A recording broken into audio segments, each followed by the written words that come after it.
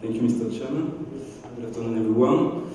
So this work was performed at the University of Pau in France, and the main context is petroleum engineering, and particularly the modeling of the hydraulic fracturing process. So we are considering tight works with low porosity. The natural pressure gradient is not enough to extract the fluid, so we need stimulation, and the common technique is the hydraulic fracturing. So it is banned in France since 2011, at least for petroleum engineering, but it's still allowed for geothermal engineering. But it has a very low efficiency, mostly because the complex coupling which are involved are weakly known. So we need a better understanding of what is happening to improve the technique or propose alternatives.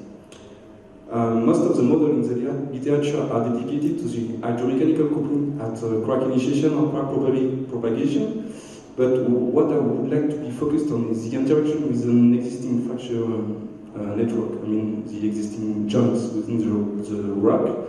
You can see on this picture that shale rock or source rock are very highly jointed materials. And the interaction between the propagating crack and the existing network will drive the leak-off, the stimulated reservoir volume, and of course the global system permeability. And these are the three key industrial issues in this context. So if you want to have a good representation of the interaction between a crack and the existing network, so you need to know where are the joints, but I leave that to the geologist. You need to have a relevant mechanical description of the fracture process, a good representation of the hydromechanical coupling, and a good description of the joint behavior. So, to our understanding, it is too complex to be done at the reservoir scale. So I'll go down to the mesoscale, where the interaction occurs. And my purpose is to have a model at the mesoscale which is capable to represent the propagation of cracks stimulated by fluid injection. So to do that, we choose a lattice model approach. So the outline is quite simple. I will try to convince you that it's a good choice.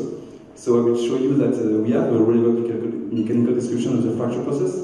We do have an hydromechanical coupling, which is natural, and we may have a good description of the joint. So what is the lattice approach? You can implement it in your favorite finite element code. So you start with a random distribution of points. You do a Voronoi tessellation. Your contact points, which are equivalent to your ghost points, are located on the middle of the edges of the Voronoi polygons. But what you are mostly dealing with is this mechanical lattice, which is based on the dual Delaunay triangulation. So finally, you have a beam which are linked, which link all the material points, and you have 3 degrees of freedom, 2 translation and 1 rotation. And finally, the Feiler process is based on the local damage law, based on the fracture energy, which is distributed locally. And the main advantage of the method is that you are able to explicitly represent the heterogeneities. So for example, for concrete, you can explicitly represent the aggregates and the interfaces, or for natural rock, you will represent the joints. I will not pass too much time on on showing that we have a good representation of the fracture process, because I did that 2 years ago in Trondheim. And we showed that we have a good representation in terms of global response and local response for quasi-Botson material. At this time it was concrete. What I would like to be focused on is hydromechanical coupling. What is good with this method is that you have 2 lattices which are dual. So you have the mechanical lattice, of course, but you have also the Voronoi tessellation, which can be used as an hydraulic lattice. Considering the flow, we still have strong assumption. So we are considering only the collective porosity.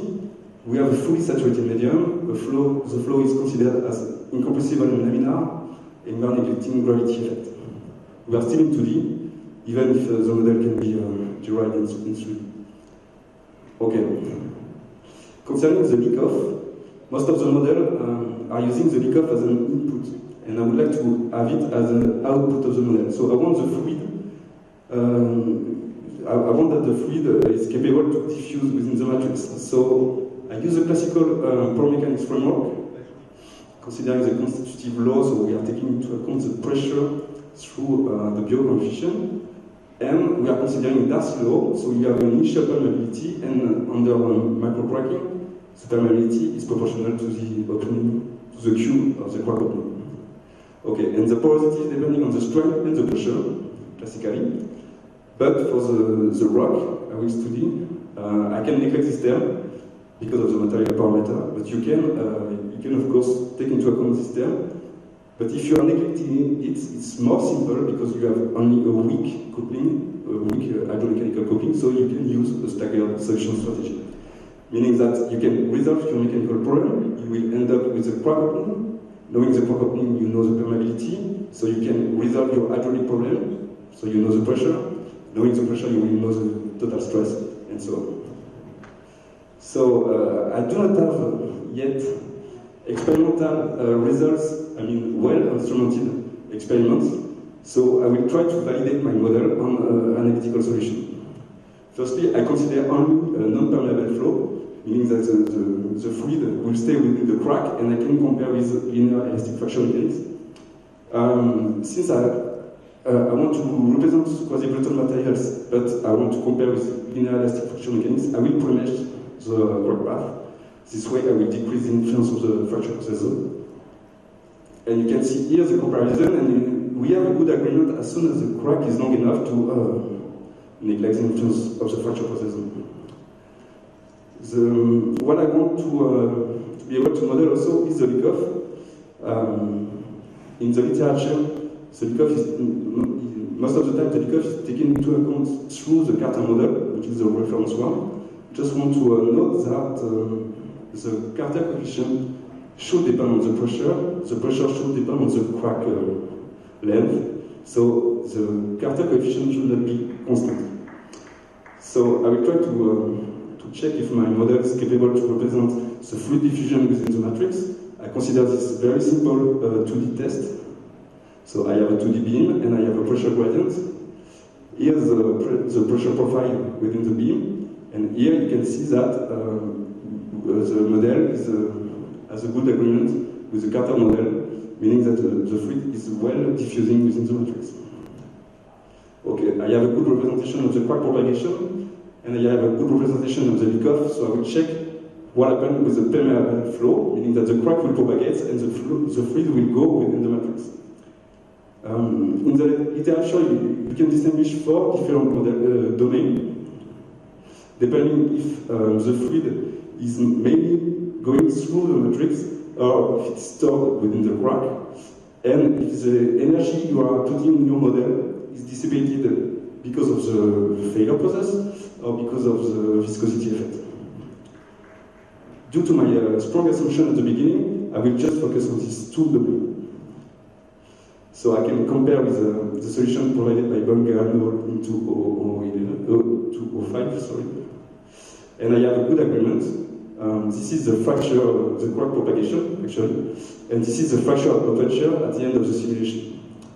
I can also compare to what happened if the energy is dissipated due to viscosity effect, and I have also a good agreement. Okay, but at the beginning I do not want to premesh the crack, so now I will check what happens if I do not premesh the crack, but at this point I do not have any analytical solution to compare. I just can check that I have a mesh invariancy, so that's what I did. You can see that concerning the fracture length, the fracture aperture, or the pressure profile, for 3 different meshes, you have the same results. Okay, I will talk about the joint description now. What is good with this method that you can actually explicitly describe the heterogeneity. So we will have a random distribution of points along the joint. We duplicate them, and after that we do the Voronoi tessellation.